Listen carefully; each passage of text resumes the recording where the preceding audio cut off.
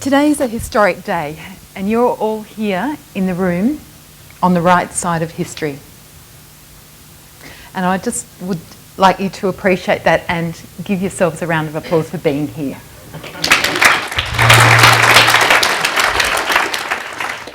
So we're at one of these rare pivot points in history, and you can almost feel the gears shifting on the world around us, and we know things are going very quick, and there's about 2 billion of these smartphones in the world. By next year there'll be 2 billion of these.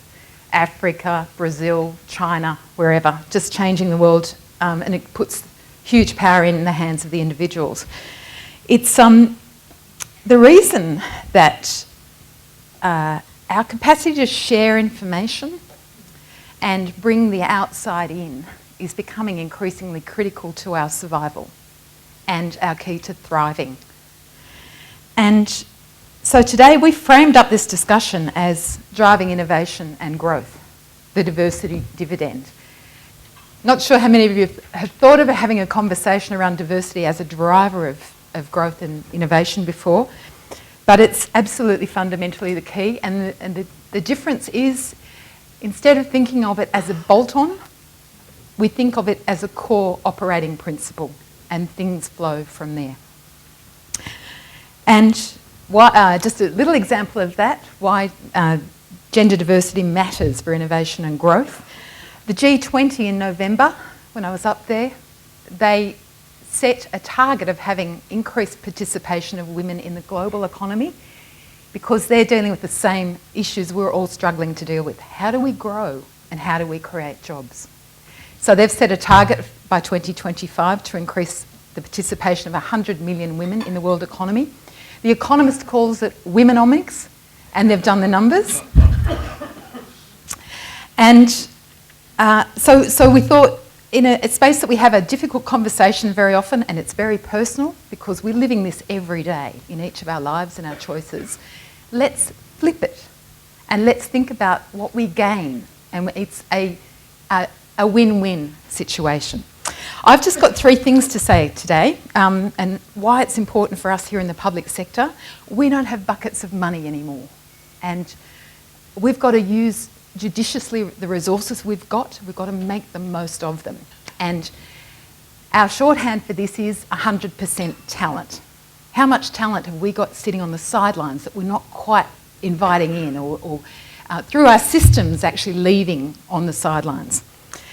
We're recognising out of this that men and women are different now. We come together as partners, and that shifts the load. But our institutions, our political and organisational leadership hasn't shifted, and we've got a bit of work to do to shift that along so it fits this new kind of clothes that we're all wearing as individuals. And we know that if things are changing faster outside your organisation than inside, you're in trouble. In the business world, I've had lots of conversations with CEOs lately. They all say, how do we grow? How do we make the most of our people? And they've got diversity on their agenda, their top item, because they see now, based on all the research now, there's 39 pieces of different research data that all feeds into 4 pillars of how diversity helps grow and innovate your organisation. And we've just got a few of those statistics here today, which we've all researched. And Mike Smith from ANZ says, promoting diversity and gender equality is a priority in our business. It includes pay equality and equal representation of women in leadership roles. Diversity equals performance, says Jeffrey Imelt from GE. The important thing is they're not just talking about it, they're leading it through their organisation and making it everybody's business. I've had a lot of interesting times dealing with the male champions of change now. There are 120 CEOs in Australia, including the bosses of the Richmond Football Club, the Army, Telstra, a whole range of companies who are undergoing this process where they're actually sitting down and listening to their men and their women about the issues, and then starting to address the things that flow from that. And so they get systems change and organisational behavioural change as well. The next thing is open up and lead from the edge. And a fascinating story.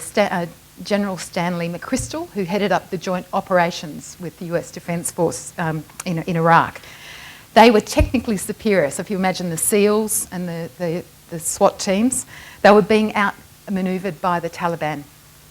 And his solution to that was to bring everyone into the briefing. Instead of need to know, it was need to not know.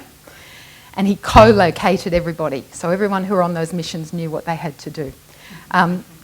They won the battle in that situation. The long-term issue, that was up to our political leaders to deal with, but they won that one. So it requires us to get a little uncomfortable and to have some conversations, and that's where we start to get the change. And here today you're here in a respectful manner to have those conversations, and we can start to learn from each other and lead change. So thank you very much for participating. And I look forward to what Martina Navratilova said, just hit the ball. So my great pleasure now is to introduce Roden Jenoff to come and put a few more numbers around that.